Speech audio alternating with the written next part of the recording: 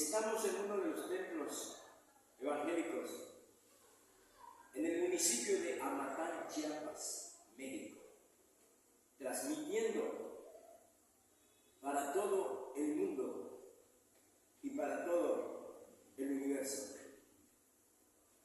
Hoy el tema es profecía.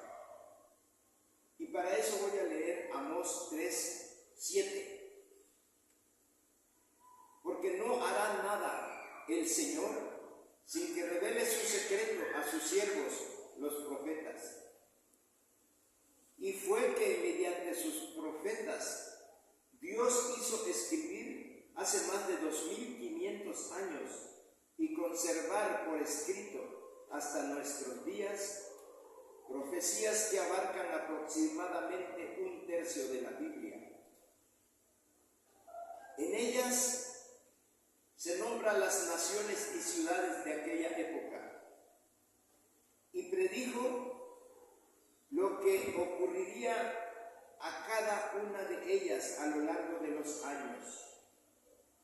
Y lo profetizado efectivamente aconteció a Babilonia, a Tiro, a Sidón, a Ascalón, a Asdod, a Egipto, a Asiria, a Caldea, a Persia, a Grecia, a Jerusalén y a Roma. Dios nunca ha fallado.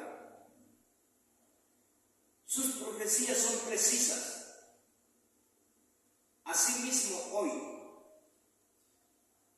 en otras profecías, Dios ha predicho exactamente lo que ocurrirá a los Estados Unidos de Norteamérica, a Rusia, a la Gran Bretaña, a Alemania, a España, a Italia, a Francia, y estamos hablando de las naciones y ciudades de Europa Occidental, del Medio Oriente, del centro y sur de América, todas.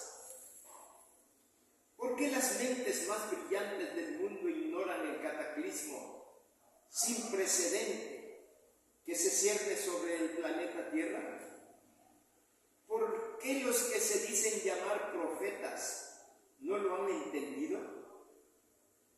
Porque solo los que tenemos la llave maestra de la profecía podemos abrir la puerta del panorama profético, y esa llave es la identidad bíblica de los pueblos de los Estados Unidos y la Gran Bretaña. Esa llave ha sido hallada y se la dará a conocer a aquellos ojos que estén dispuestos a ver y a aquellos oídos que estén dispuestos a oír lo que el Espíritu dice a las iglesias. Es por esto que los jefes de Estado, los analistas de noticias, los reporteros nacionales e internacionales, los comentaristas, las mentes brillantes, entre comillas, fallan al tratar de comprender el significado de los hechos mundiales que van tomando forma cada día que pasa. Porque solo los que tengan el conocimiento del plan maestro del Creador y del punto en que nos hallamos hoy dentro de este acontecer gradual y predestinado y de los principales hechos que están por cumplirse, es lamentable que los que llevan sobre sus hombros la administración de los gobiernos y la difusión de las noticias, ni uno solo tiene este conocimiento. ¿Por qué? Porque han caído bajo el engaño de la educación errónea que apela a la vanidad intelectual y fomenta el rechazo desdeñoso y parcializado de la revelación divina, que es la única que puede impartir esta clase de conocimiento. Yo le llamo la Universidad del Espíritu Santo, San Juan 16:13. Hermanos, hermanas y pueblo en general, ya rebasamos los 6000 años de historia bíblica. Estamos en los inicios del 7º milenio. Viene la crisis mundial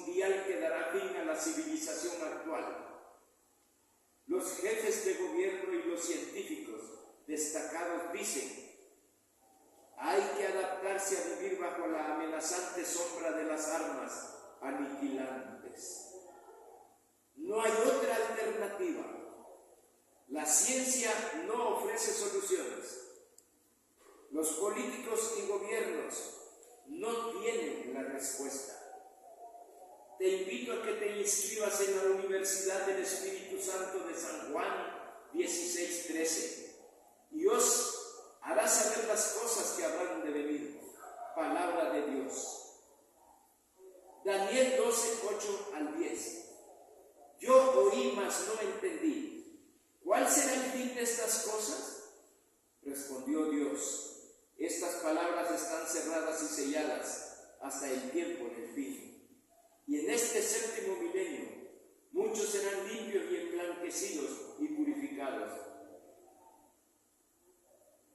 Pero los impíos seguirán siendo y ninguno de los impíos entenderá, pero los entendidos hasta con señas se entienden. Segunda de Reyes 17, 23 al 24. ¿Hasta dónde llegaron? ¿Dónde se ausentaron? Solo se habla de las 10 tribus perdidas, mas yo sí lo sé. Gracias a la Universidad del Espíritu Santo, el libro de Daniel abre la comprensión del libro de Apocalipsis de San Juan. Siguiendo un orden cronológico, Cristo ha quitado los sellos. El 90% de las profecías se refieren al séptimo milenio bíblico. Y hoy hay que entender que la Biblia es el libro peculiar de una sola nación, los hijos de Israel. Y esto no se puede negar. Desde el Génesis hasta el Apocalipsis es primordialmente la historia de un pueblo llamado Israel, escrita y conservada por ellos, según Romanos 9:4. Y entendamos que la Biblia no solo habla de cosas espirituales, sino también de cosas materiales, carnales y nacionales, como las fiestas de la Pascua, Pentecostés y enramadas, entre otras. Y no le demos carácter espiritual a los asuntos nacionales, mis hermanos, ni carácter físico en los asuntos espirituales. Entendamos la Biblia tal como es. Y te aclaro que no es muy santa. Te voy a revelar algo. La Biblia solamente menciona a 3 personas anteriores a Abraham que aceptaron el camino de vida de Dios. 3 durante más de la tercera parte de la historia de la humanidad. Abel, el justo; Enoc, que caminó con Dios y se lo llevó Dios; y Noé, pregonero de justicia. 3 solamente. Pero la llave maestra de la profecía se la quité a Abraham. Génesis 12, 1 al 3. Aquí hay 2 promesas. Haré de ti una nación grande, promesa material, carnal y nacional. Esto es linaje, progenie, raza, hijos, familia. Y serán benditas en ti todas las familias de la tierra. Esta es la promesa espiritual que tiene que ver con la gracia y se repite en Génesis 22, 18. Esta simiente se refiere a Cristo, como lo afirma Pablo en Gálatas 3:8 y 3:16. Este es el punto en donde los del ministerio quíntuple, que son los apóstoles, profetas, evangelistas, pastores y maestros, y cristianos que los siguen, han caído en el error y la ceguera. No han captado la doble promesa hecha a Abraham. Génesis 17:6. Naciones y reyes saldrán de ti. ¿Sabes a quiénes dirige Pedro sus cartas? Primera de Pedro 1 y 2. A los israelitas que vivían fuera de su patria, dispersos en el Ponto, Galacia, Capadocia, Asia y Bitinia, predestinados para ser rociados supuestamente con la sangre de Cristo, remanente de gracia. Primera de Pedro 2, 9 y 10. Linaje escogido, real sacerdocio, nación santa, pueblo adquirido por Dios. Y en Primera de Pedro 2, 12, no hay duda, son israelitas que creyeron en Jesucristo. Que ningún gentil cristiano se haga ilusiones de que somos nación santa o real sacerdocio. Ni somos pueblo ni formamos naciones. La iglesia de Cristo no está dividida en naciones. Ni necesitamos reyes, ni reinas, ni príncipes, ni princesas. Porque tenemos al Rey de reyes y Señor de señores. Y ni somos hijos de Abraham. Esos tienen una señal, la circuncisión. Nosotros somos hijos de Dios por medio de Jesucristo. Sigamos con la profecía. Génesis 15, 18. Desde el río Nilo de Egipto hasta el río Éufrates, que está en la antigua Babilonia, que hoy es Irak, y que ya fue conquistada por israelitas, británicos y norteamericanos. Génesis 22, 16 al 18. Gran promesa nacional, carnal y primogénita. Y la otra espiritual, salvación por gracia. Génesis 28, 14. Hacia los 4 puntos cardinales, naciones grandes como Rusia, Alemania, Italia, China, India. Y Dios no es hombre para que mienta. Él dice: el cielo y la tierra pasarán, pero mis palabras no pasarán. Génesis 22, 17. Al final del versículo dice: y tu descendencia poseerá las puertas de sus enemigos.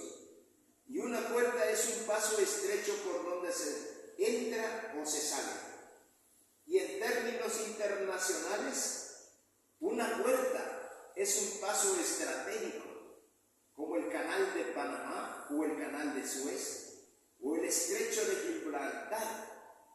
Hijos de Abraham, dueños de los pasos estratégicos, desde el Mediterráneo occidental a través del canal de Suez y hasta el Golfo de Adén, al extremo sur del Mar Rojo, y Hong Kong, en la costa de la China. Es un punto vital para el comercio en la región. El paso de Gimber en Pakistán controla la entrada al subcontinente indio, ambos bajo control británico. Desde Génesis 35:11 le dijeron a Jacob, cuyo nombre fue cambiado a Israel, que una nación y conjunto de naciones procederían de él. El mundo y sus grandes dirigentes eclesiásticos no saben esto. He aquí el enigma de los tiempos. He aquí la revelación más asombrosa de la verdad bíblica, de la profecía y de la historia. Génesis 48, versículo 5. Como Rubén y Simeón serán míos. Verso 9. La bendición, verso 13 y 14. Cruzando las manos adrede. Lee del 15 al 17, el 18, la réplica de José. En el verso 19 encontramos a los Estados Unidos y la Gran Bretaña. Manasés, un pueblo engrandecido, y Efraín, multitud de naciones. Génesis 48, 16. Bendiga a estos jóvenes y sea perpetuado en ellos mi nombre, Israel. En 2 egipcios, hijos de José. Así que ya no fue en Rubén, fundador de Francia, ni Simeón, ni Leví, que están esparcidos por el mundo, ni Isaacar, fundador de Finlandia, ni Zabulón, fundador de Holanda, ni Benjamín, fundador de Noruega e Islandia, ni Dan, fundador de Irlanda y Dinamarca, ni Neftalí, fundador de Suecia, ni Gad, fundador de Suiza, ni Aser, fundador de Bélgica y Luxemburgo, ni Judá, disperso también, y muchos judíos viven en la moderna Israel, peleando constantemente con los palestinos, su territorio en la franja de Gaza. Así que en Génesis 48:16 dice que Israel ahora son Efraín y Manasés. Se ha perpetuado en ellos mi nombre. Primera de Crónicas, capítulo 5, 1 y 2. Aquí surgen dos grandes liderazgos. Por un lado Judá y por el otro José. Génesis 49:10. No será quitado el cetro de Judá, ni el legislador de entre sus pies, hasta que venga Silo, y a él se congregarán los pueblos. Mas el derecho de primogenitura fue de José, quien se la dio a sus hijos Efraín y Manasés. Te voy a declarar estas verdades bíblicas que casi nadie conoce. Amén. Cetro contiene promesas espirituales que hablan de simiente, una sola, Jesucristo y la salvación por gracia. A través de él, a esto la Biblia le llama el cetro, bastón de mando, insignia del poder supremo, reinado, gobierno, la descendencia real, culmina con Silo. El Mesías, príncipe de paz, Jesús el Cristo y la salvación por la gracia, que significa favor inmerecido. Por gracia sois salvos. San Juan 4:22, Romanos 1:16. Primogenitura, dignidad, prerrogativa o derecho del hijo primogénito, y se limita a las posesiones materiales y termina por ser herencia nacional, confiere bienes, poderes y posesión material. Génesis 27 al 29. Se trata de la herencia material más valiosa que jamás haya pasado de padre a hijo. La riqueza y el poderío más colosales que hombre o imperio alguno haya recibido. Una gran población multitudinaria, riquezas y recursos materiales incontables, grandeza nacional y poderío mundial.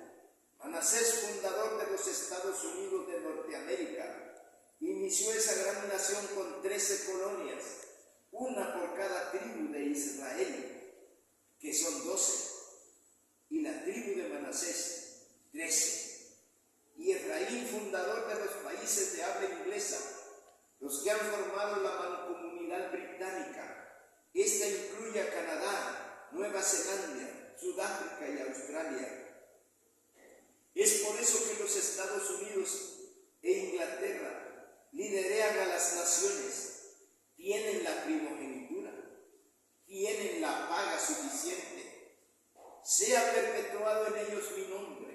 Por lo tanto, el Israel del séptimo milenio son Estados Unidos y la Gran Bretaña y las naciones que han fundado en el planeta.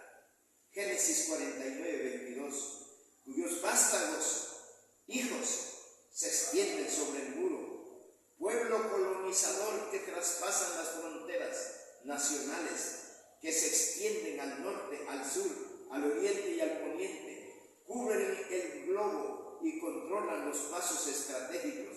Jamás regresaron a Jerusalén. Profecías y promesas que nunca se han cumplido en los judíos, ni en la iglesia de Cristo, ni en los indios americanos, ni en grupo alguno, solamente en el Israel de nuestros días. Ahora veamos el origen y el significado hebreo del gentilicio de la Gran Bretaña. La casa de Israel es el pueblo del pacto, y pacto en hebreo se escribe Berit o Beri. En Jueces 8:33 y 9:4, la palabra pacto se emplea como nombre propio, unido al nombre de Baal. Y en la Biblia de Reina Valera, este nombre lo encontramos españolizado, pero no traducido. Baal Beri. y significa ídolo del pacto. Ahora bien, la palabra hebrea para hombre es ish o is, y en inglés la terminación is significa de o perteneciente a una nación o persona específica. En el idioma hebreo las vocales no se escribían, así omitiendo la vocal e de berit, pero dejando la i en su forma inglesa para conservar el sonido de y, tenemos la forma anglicana de la palabra hebrea que significa pacto, brit. Los hebreos no pronunciaban la H, lo mismo que los españoles. Aún hoy muchos hebreos escriben el nombre Shem como Shem, pero lo pronuncian Sem. Igualmente la palabra hebrea para pacto en su forma inglesa se pronunciaría Brit, y la palabra para indicar hombre del pacto o pueblo del pacto sería Brit Is, que en la lengua inglesa es precisamente el gentilicio británico, British, británico, y que vive en las British islas británicas. Israel perdería su identidad y su nombre. Isaías 62:2. Sigamos viendo la lengua inglesa en la Biblia españolizada. Refiriéndose a estos últimos días del séptimo milenio, Dios le había dicho a Abraham: en Isaac te será llamada descendencia. Génesis 21:12. Y esta promesa se repite en Romanos 9:7 y Hebreos 11:18. En Amós 7:16, a los israelitas se les llama casa de Isaac, pues son descendientes de Isaac, así que son hijos de Isaac. Y en inglés Isaac's sons, quitando la i de Isaac, puesto que en hebreo no se escriben las vocales, queda el nombre moderno de Saxons, o en escritura más breve, Sajons, y significa sajones. Y la palabra Sajons se deriva de la expresión son of Isaac.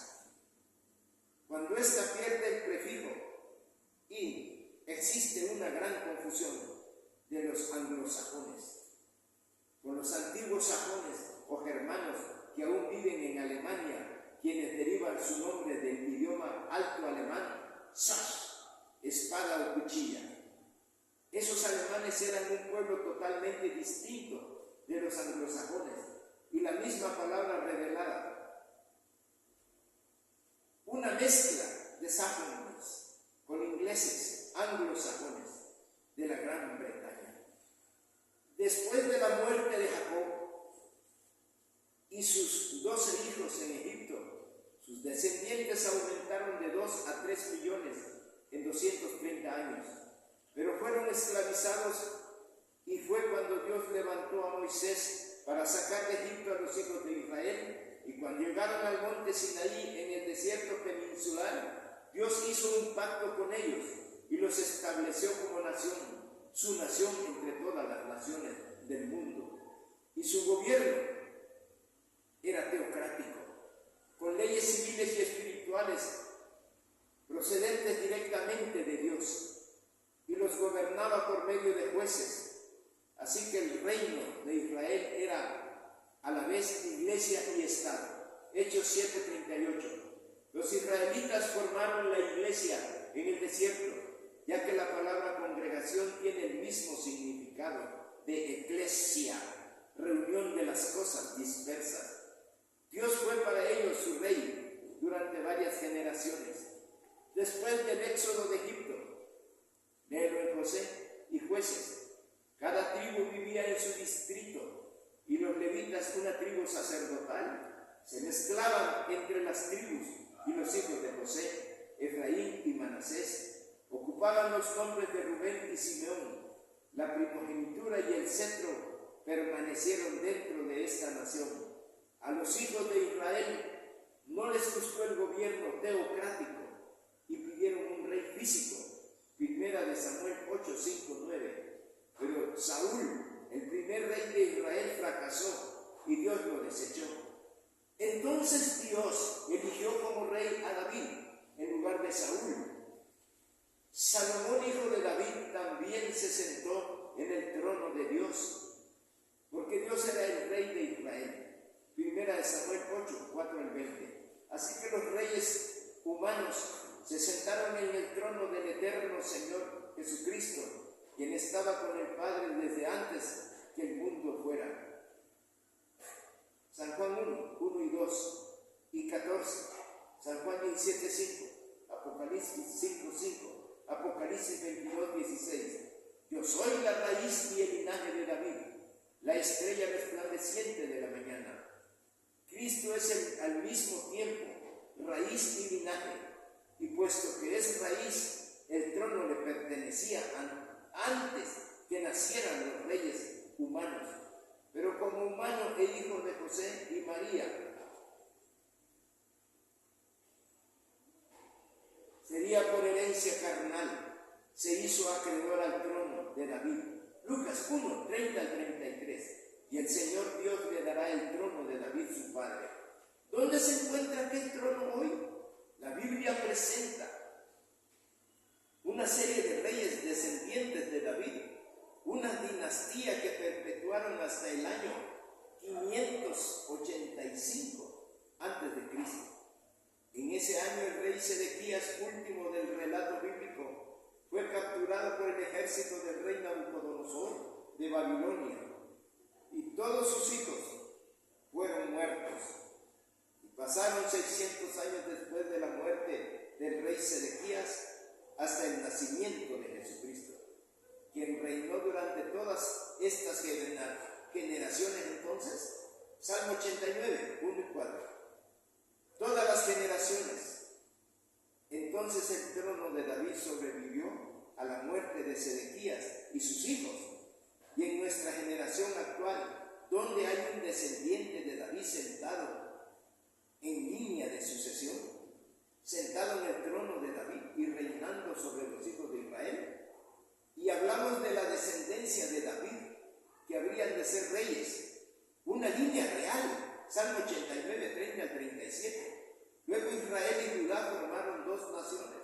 Israel fue llevado cautivo por los asirios y Judá permaneció en Jerusalén con algunos de la tribu de Benjamín y los levitas. Ellos crucificaron a Cristo. San Juan 1, 11. Dios levantó a un profeta llamado Jeremías,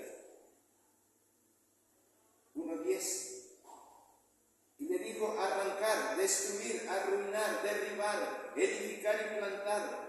Esta es la comisión de Jeremías 39, 6, 8. Esta fue la primera comisión que profetizó Jeremías, y así sucedió.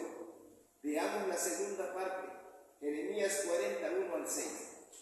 Así Jeremías quedó libre para hacer lo que deseara y se fue a Mizpah. Gedalías era gobernador de un remanente judío, de los que sobrevivieron, nombrado por el rey de Babilonia. Pero el rey de Amón, junto con un judío llamado Ismael, asesinaron a Gedalías, el gobernador, junto con una parte de los judíos. Pero entre los sobrevivientes estaba Jeremías. Jeremías 41:10. Aquí está la clave. ¿La puedes ver? Leámoslo de nuevo. Entre los judíos sobrevivientes estaban las hijas del rey Sedequías. Ellas pertenecían a la descendencia de David. Jeremías 52:11. Sus hijos varones también, excepto las hijas del rey. Ahora veamos por qué Jeremías fue a Mizpah.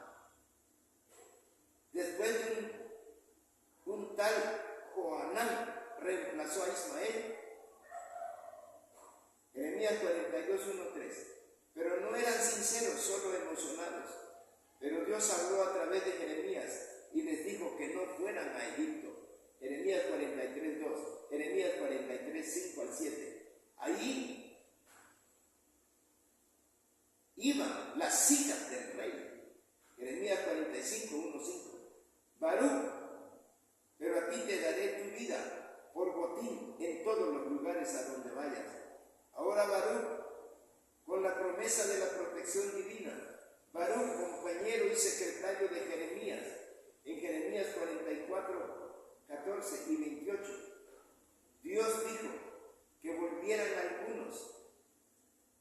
volverían algunos fugitivos, entre ellos las hijas del rey. Ahora, veamos Isaías 37, 31 y 32.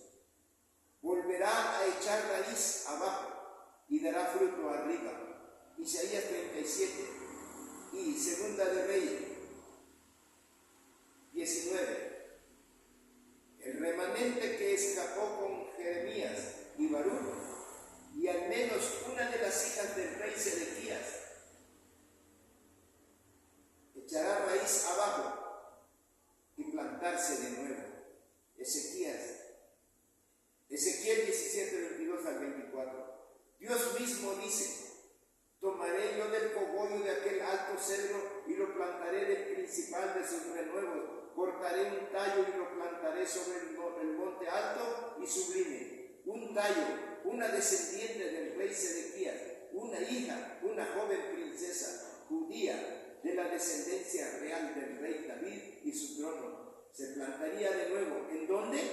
Sobre un monte alto y sublime. Y en la Biblia un monte representa una nación.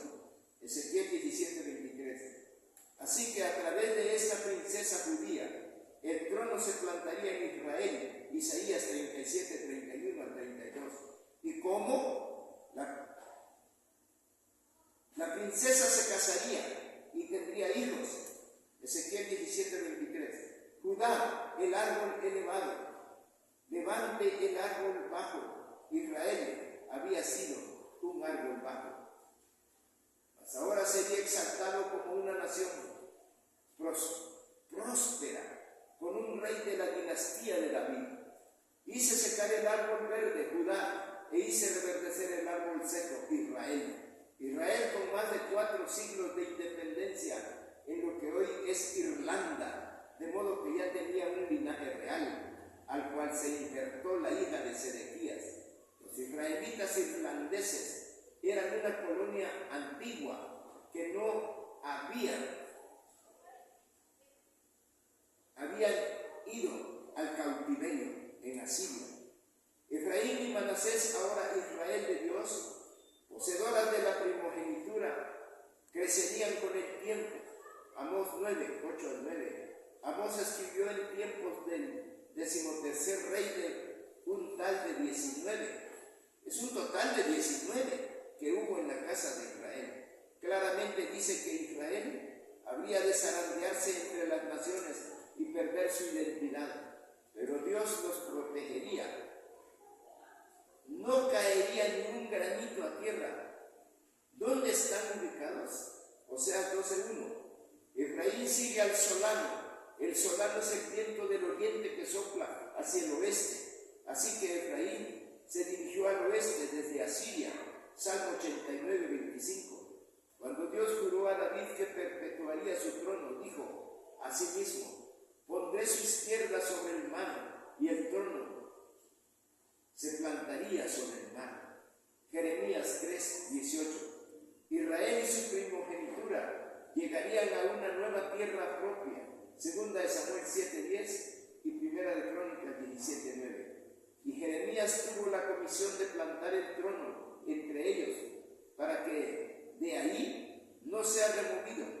Y este pueblo se encuentra hoy en el mismo lugar donde Jeremías plantó el trono de David hace más de 2500 años. Jeremías 3:12, Oseas 11, 8, 10, Jeremías 31, 8, Jeremías 30, 24, Isaías 41, 1. Las costas de la tierra son naciones que dominan el mar y que se han extendido mediante la colonización. Isaías 49, 12. La palabra noroccidente no se usa en hebreo, se dice del norte y del occidente. Isaías 49, 1. Costas, Israel en las costas. Jeremías 31, 9, 10. Según Jeremías, el mensaje ha de anunciarse en las costas, en las islas. Hoy Israel se encuentra en las costas, en las islas, en el mar. Tómese un mapa de Europa y trácese una línea en dirección noroccidente desde Jerusalén, atravesando el continente europeo hasta llegar al mar y luego a las islas que hay en ese mar. La línea así trazada lleva directamente a las islas británicas. Inglaterra, Génesis 49, 17. Otra traducción del texto en hebreo dice: Dan será rastro de serpiente. Josué 19, 47. Jueces 18, 11 y 12. Y 18, 29. Las vocales no se escribían en el hebreo, solo se hablan. Así que Dan se escribía DN y se podía pronunciar Dan, Den, Din, Dom, Dum. Y era el mismo nombre original hebreo.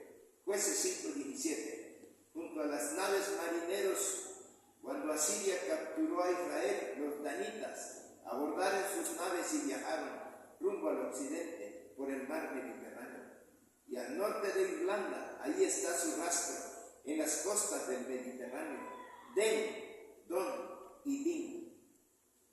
Los colonizadores de Irlanda en ese momento histórico eran los Tatua de Danán. Tatua que significa pueblo de Dios, y Dinamarca significa la marca de Dan. Allí pasaron a Escocia y se asentaron en las islas británicas.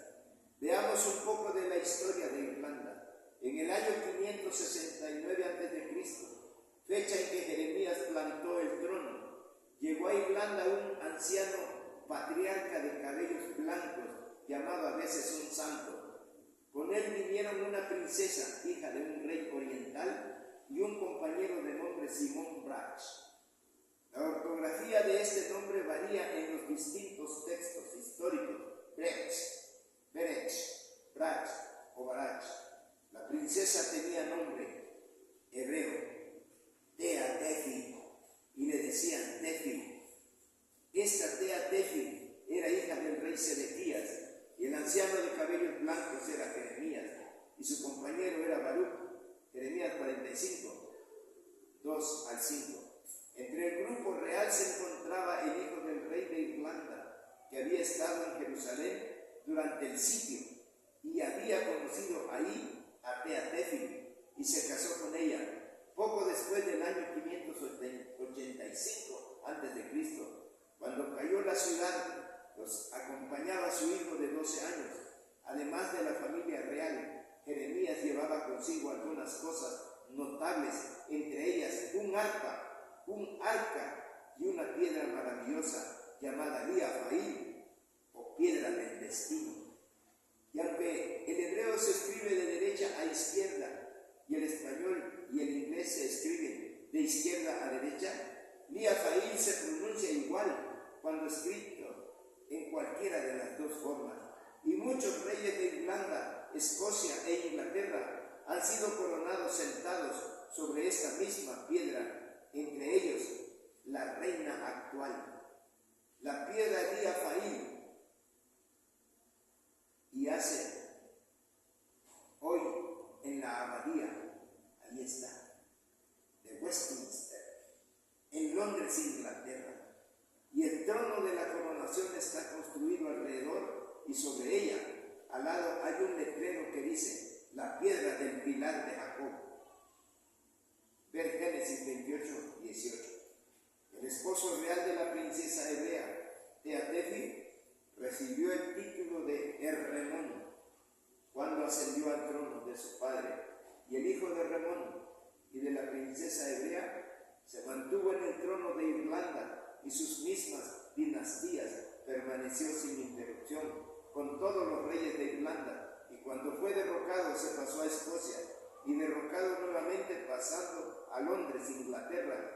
Allí esa misma dinastía sigue reinando con la reina Isabel, que por cierto acaba de fallecer. Y ojo, las coronas que usaron los reyes del linaje de Herremón y otros soberanos de la antigua Irlanda tenían 12 puntos, un punto por cada tribu, por cada patriarca, por cada discípulo de Cristo. Así que cuando Jesucristo regrese al planeta Tierra para ocupar el trono de David, según Lucas 1:32, recibirá un trono que sigue existiendo. La mancomunidad británica es la única multitud unida de naciones, Génesis 48:19, que ha existido en la historia del mundo. Manasés habría de convertirse en una gran nación y Efraín en un conjunto o multitud de naciones. ¿Sabías que el nombre dado al sector nororiental de los Estados Unidos es Nueva Inglaterra?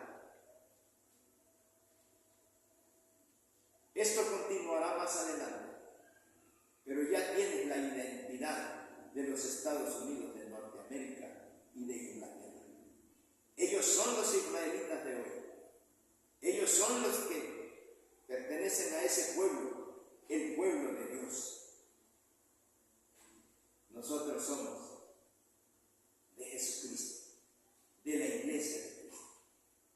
Por eso, mis amados hermanos, estudiemos, preparémonos. No eches en saco roto esto que te estoy enviando, porque esto te va a servir mucho más adelante.